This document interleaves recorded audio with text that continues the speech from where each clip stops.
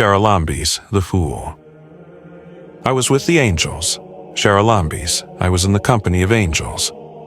Haralambis too. There have been, and still are, hidden madmen in our time. One of them was Haralambis from Kalamata.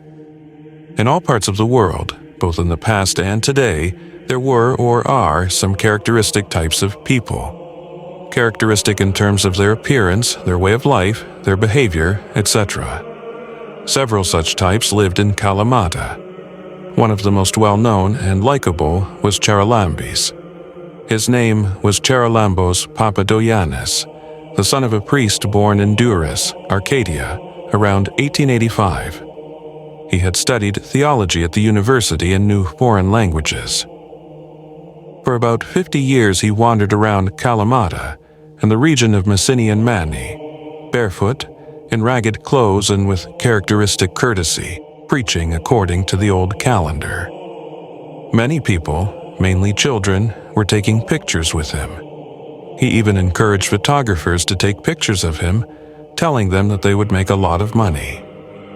However, he never accepted photographs of him from photographers, who usually had them in their camera cases.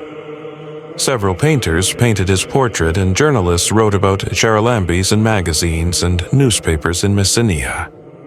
Haralambis, who always comes to the memory of those who knew him with immense sympathy and sweet nostalgia, passed away from natural causes in 1974 at the age of 89 and was buried in the cemetery of the Monastery of the Old Believers, Panagulaki. From the periodical publication entitled The Tower of Leftro, of the Association of Pergians of Messinian Mani, St. George, April-May-June, Year H, Issue No. 21. Prophecies and Unknown Events from His Life. A time will come when you will see dogs tied to sausages. There will be no morality, there will be no love, there will be no trust anywhere. The world will fall into great immorality without even family boundaries. And who will keep orthodoxy, old man Haralambis? Do you see this mountain and the other one next to it? A little goat will remain on one and another on the other, and it will ring its bell, tink, tink, tink. That's how many of you will remain. Very few. Miraculous events are narrated by Urania Constantopoulou, 70 years old, from Lazzonato, Trifilia, a resident of Kalamata. I remember Haralambis from when I was a little girl in elementary school. He would come to my village and light all the lamps in the churches. He had blonde, long hair, wore trousers and a shirt with a vest. He taught my fellow villagers, and I remember him telling them, "Come back with the old. The old is the Orthodox calendar." Later, I got married and left my village. In Kalamata, to the house where I lived, he came very often, and, because I had many children and was in great poverty, he brought me money, cheese, bread, vegetables, fruit, and anything else you can imagine in terms of food. Once she came to my house, brought 2 lanterns, candles and oil, gave them to my husband and said to him, "Antonis, when you go to your village, to Sela, go to the monastery of Agios Minas and light these 2 lanterns." Sometimes, together with my husband, they would take the donkey, go to the orchards, load it with oranges, lemons, vegetables, and take them to Prophet Elias, to the tuberculosis patients. One afternoon she came to the house and said to me, "Where is your husband? Did you cook?" "Uncle Haralambi, we have nothing to cook and my husband is missing." "Do you have a pot and an onion? Bring them here." I gave him the pot. He chopped the onion, poured oil, cleaned a very small cauliflower, added salt, a small pot of water, put it on the fire and said to me, "Let it boil." He boiled the cauliflower, filled the pot, my 6 children, Haralambis, I ate it, and there was some left for my husband. I remember this incident well because it had made a great impression on me ever since. And I wondered how with this small cauliflower he filled the pot and fed so many people. And its deliciousness was indescribable. I had 6 girls. I wanted a boy. I was sad, and I prayed to the Virgin Mary to give me a boy. I got pregnant, and the day before the birth, Haralambis passed by my house. But because I had gone to fetch water, he didn't find me. He saw my little daughters and said to them, "Tell your mother that what she asked for, God will give her in a few hours." Indeed, the other day I gave birth to my son Eustathios. Afterwards, my husband and I wondered how Haralambis knew the day I would give birth, and that the child would be a boy. Once we held a vigil at the monastery of the Dormition of the Theotokos. It was very cold and snowing. At some point, Haralambis left the vigil and went outside. When the vigil ended and we left the church, we saw him lying on the ground. He was sleeping very deeply, and there was a thick layer of snow on him. All of us Christians felt sorry for him and woke him up. He, I remember, told us the following miraculous story. "Ah, what did you do to me? I was in the company of angels." Some people went to the abbess Kalaniki and told her that Haralambis was not a good person because he received girls and had them throw water on him and bathed, and because he danced at festivals. When Haralambis went to the monastery, the abbess scolded him and told him not to set foot in the monastery again.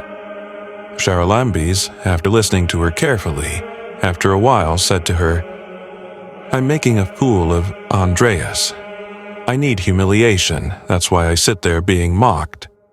What do you want? Should I wear a suit and tie and act like a gentleman?" Abbess Kalaniki, when she heard this, asked him for forgiveness and made him repent. Haralambis 3. At the top of Tegatos there is a small chapel of Prophet Elias. I remember he once told me, "A cloud took me to the small chapel and I lit the lamps." I didn't even understand how I got there. During the occupation, he was going towards Almyros and he was holding his lantern in his hand. When the Germans saw him, they shouted to him, "Alt, alt, alt." But he continued walking. They shot him many bullets, and I remember he told me, "My jacket was filled, but no one took me." The Germans approached him, stopped him and looked at him. Haralambis told them, "Believe in Christ. Behold, and we say, and we say, and he continued on his way. The Germans stood still and looked at him with wonder and admiration. Once, when he was sick, I hosted him in my house. He ate very little, fasted a lot, even water. He would not accept to sleep in a bed. He would fold himself up with a sack, go out of the house, and sleep in the yard.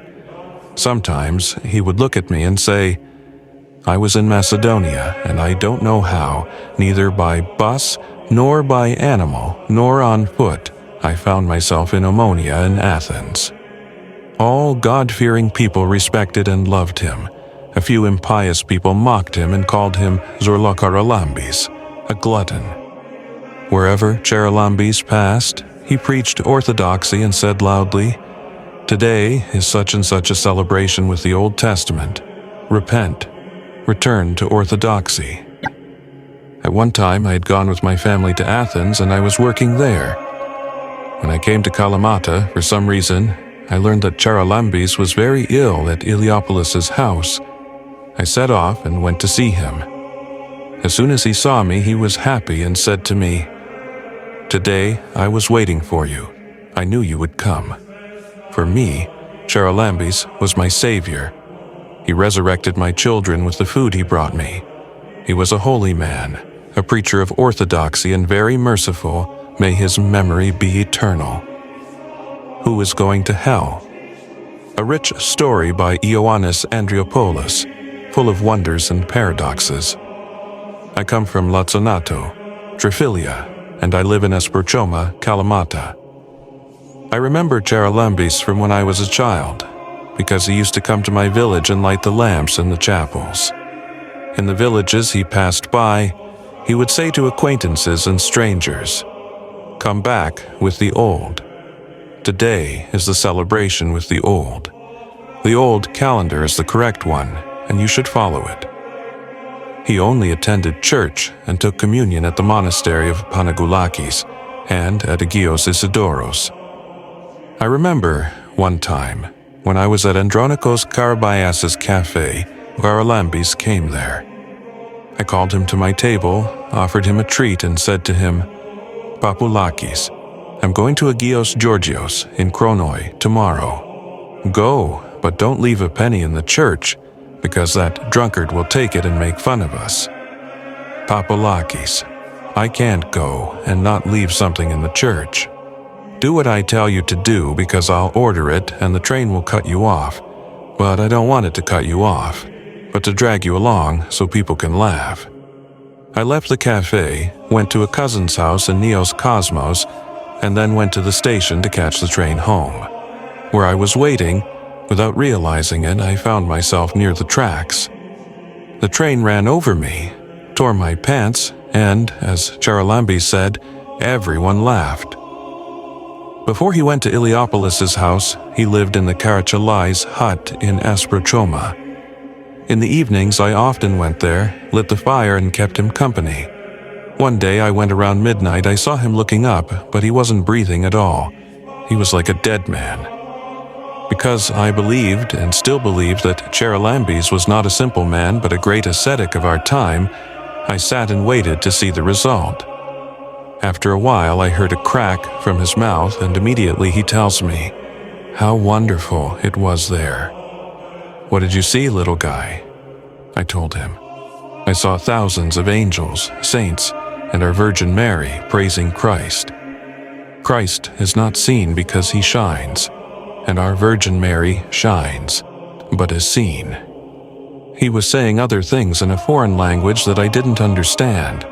I asked him what they meant, and he told me, "They are the 7 words that Christ gave me." He said the words, but they were foreign, and I could not hold them in. One night, I lit the fire for him and sat down to keep him company. But Haralambis fell asleep, and after a while I heard him say, "No, no, no, no."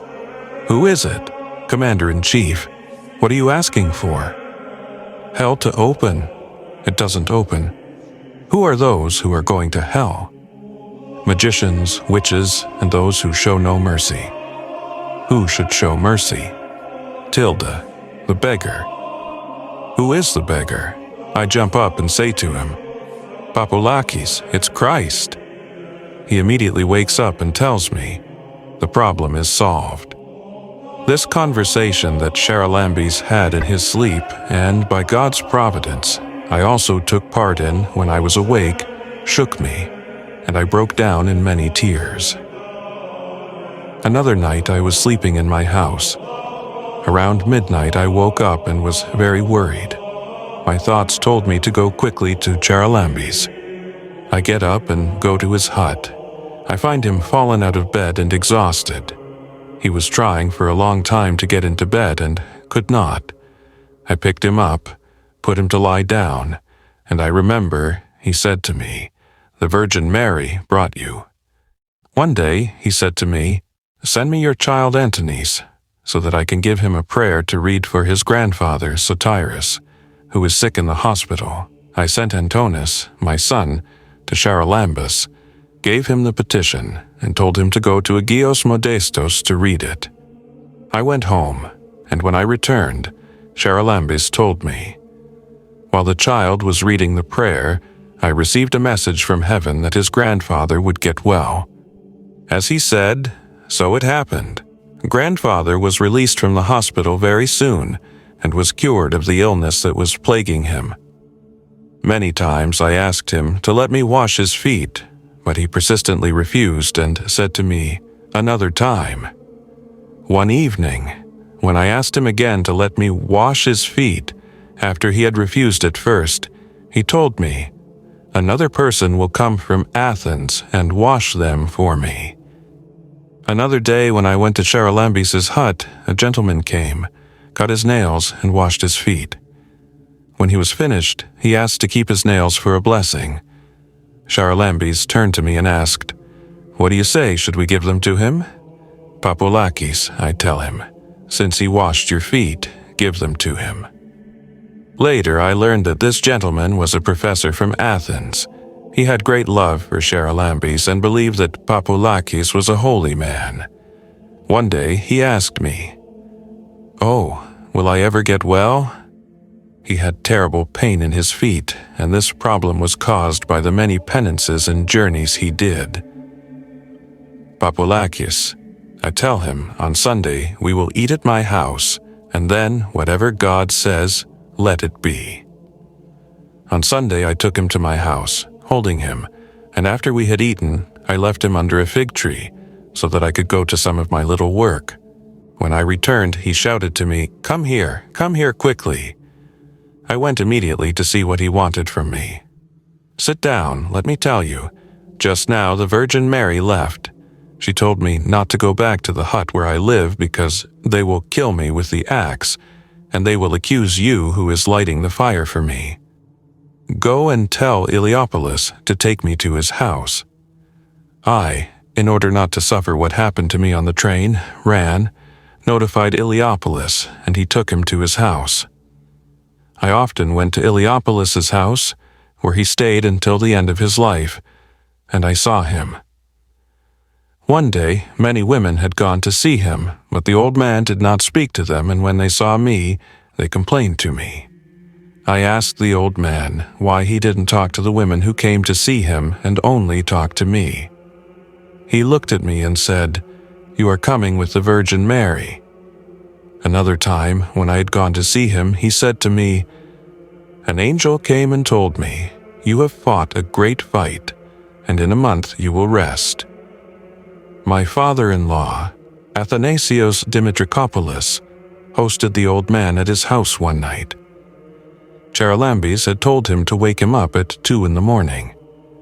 My father-in-law also set the alarm so that he wouldn't fall asleep.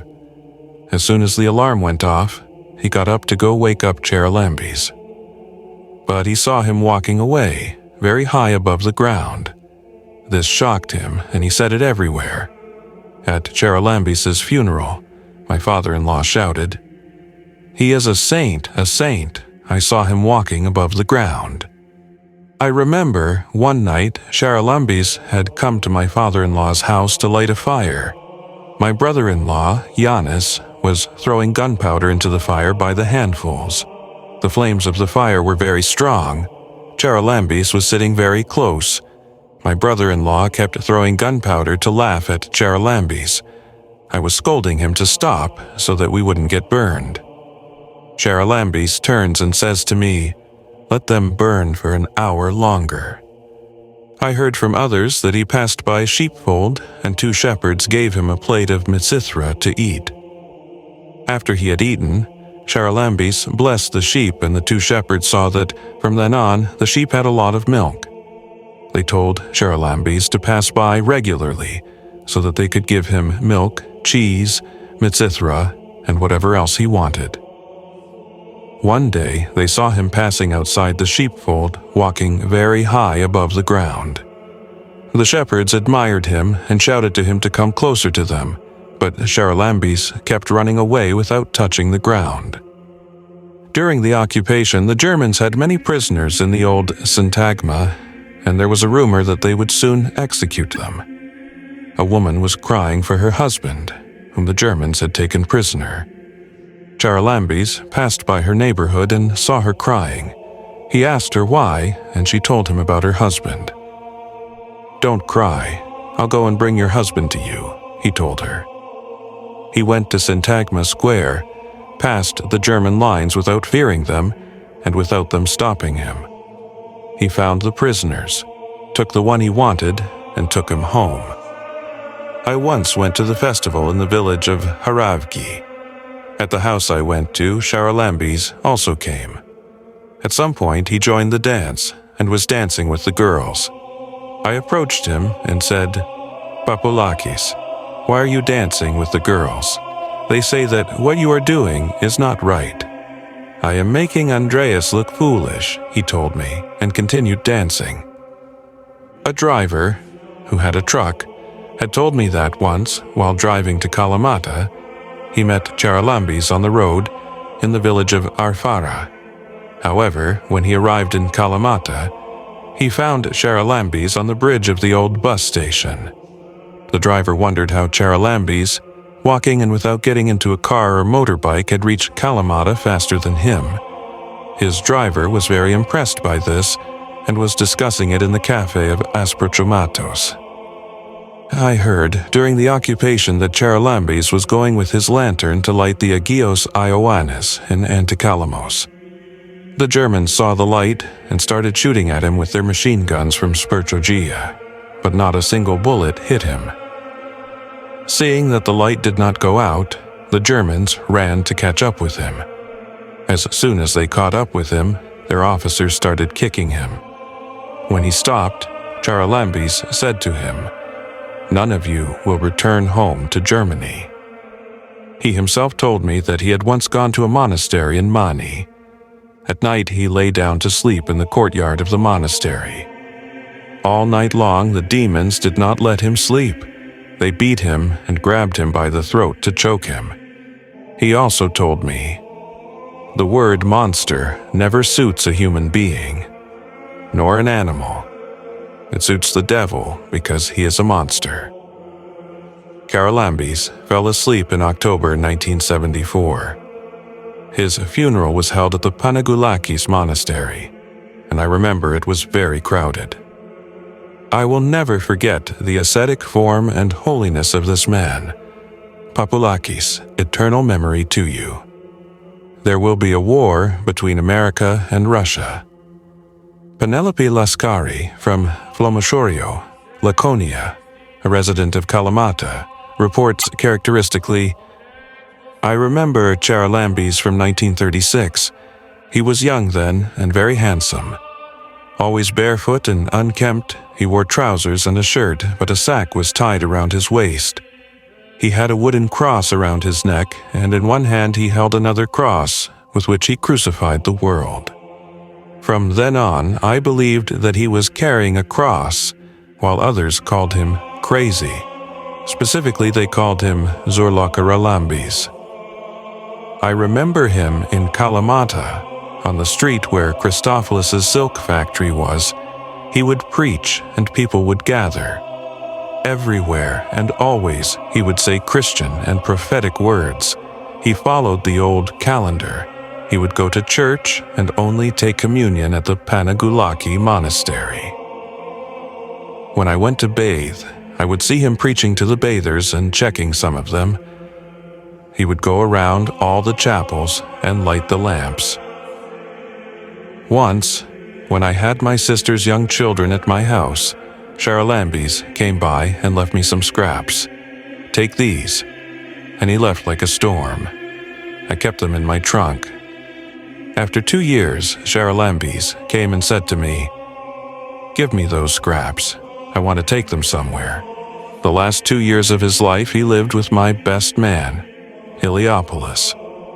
Almost every lunchtime I would bring him fresh food, and I remember he would say to me, "The sins of people have reached their necks, and one day they will cover them up and they will be destroyed." One day, I went very sad and said to him, "Daddy, I'm very sad because I don't have any news about my best friend's son who was serving in the infantry.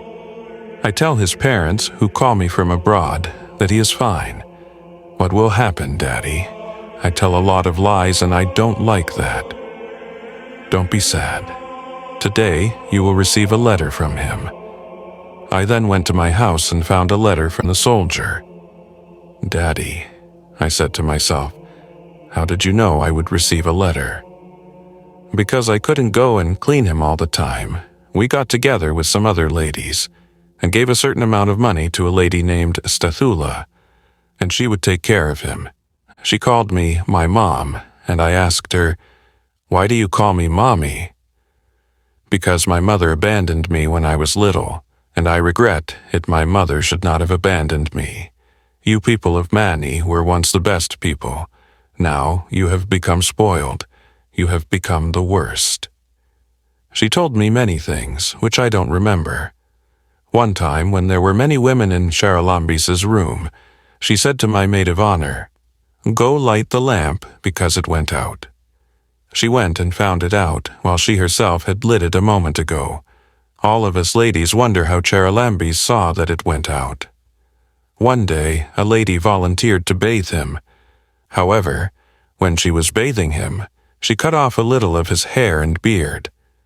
At noon, when I went, she started to tell me, "Come, mother, let me tell you what happened to me. She bathed me and cut off my hair and beard. I was very sad and cursed her." I learned later that this lady, before she died, suffered from his curse. For 2 days, because I had some work to do, I didn't go to see him. At one point, a neighbor called out to me, "Penelope, Haralambis has come." I go out to the balcony and see him standing on the wall. "Are you okay?" she asked me. "You didn't come, and I got worried. He would have been here in time." He was walking like a little child, step by step, resting his hands on the walls so that he wouldn't fall. When we were standing by him to die, women came from various places and said, crying, "Haralambi, you fed us, you clothed us, you raised our children." Another time he told me, "There will be a war between America and Russia. America will win, but there will be no hands to applaud it." When he died, they decorated him like a groom.